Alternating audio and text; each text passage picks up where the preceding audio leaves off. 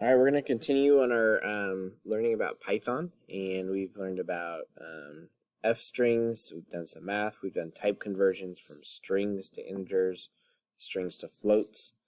Where floats are our decimal numbers of decimals. And now we're going to look at, we did if statements. Now we're going to look at if statements with multiple conditions. And so we're going to do elif statements. Okay? And so the idea here is if you have to decide between multiple things, and so let's say, let's get an input. So let's say number equals input, enter a number. And so basically an elif statement, an if statement is where we take a branch from the code and we can split, if versus else, take two different directions, or we can just do an if, we split off and then we rejoin the code. What happens with an elif statement is we can take multiple branches to execute one of multiple options. Okay, so let's convert this number to an integer. So number equals int number. Okay, so remember we can do it like that, or alternatively we can combine those to one line and do it like this. And so we just nested these functions here. So this line right here is equivalent to these two lines, okay? And what we're going to do is we're going to make some decisions. And so we're going to say if number is less than 10, we're going to say print, we'll do an F string, and we're going to say number is less than 10. Okay?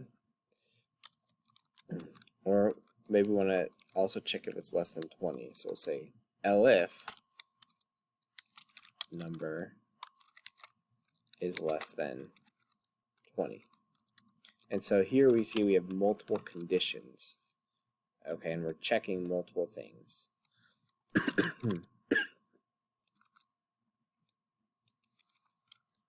We're going to say is greater than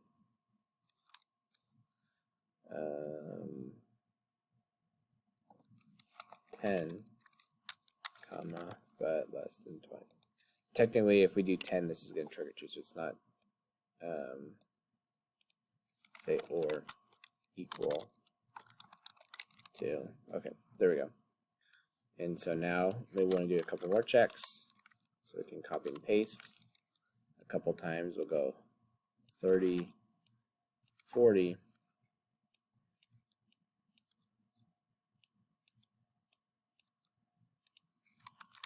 And then we'll have an else case. We'll say else.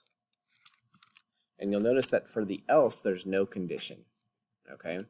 So when we do else, so we do if there's a condition that we check.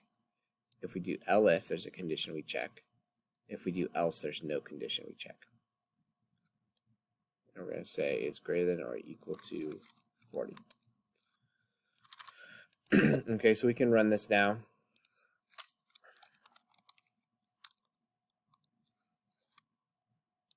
Okay, so we run this, Python elif statements.py. So I enter a number, we're going to say 25. 25 is greater than or equal to 25, but less than 30. And so you see it triggered this condition right here, because this one wasn't true, so it then checks this one, then checks this one. Okay, technically this one would also be true, but because it checked this one first, now it jumps back to execution right here. So rest of program. So what happens is we type in our number, we do this check. If it's true, we do this, and then we go to here.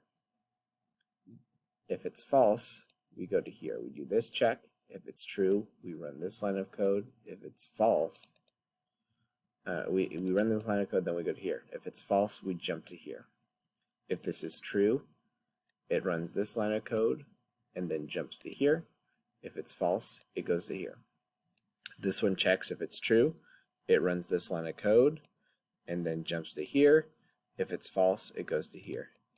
And once it gets here, it runs this line of code and then does that. Okay, so we can run it a couple more times. And we'll go 45, right? So that jumped to our else statement. We'll go with 4. It triggered the first one. We'll go 15. So then I did a check here. I did a check here, and it was false. Then did a check here, and it was true. And so it executed this line right there. Okay? And that's an elif statement.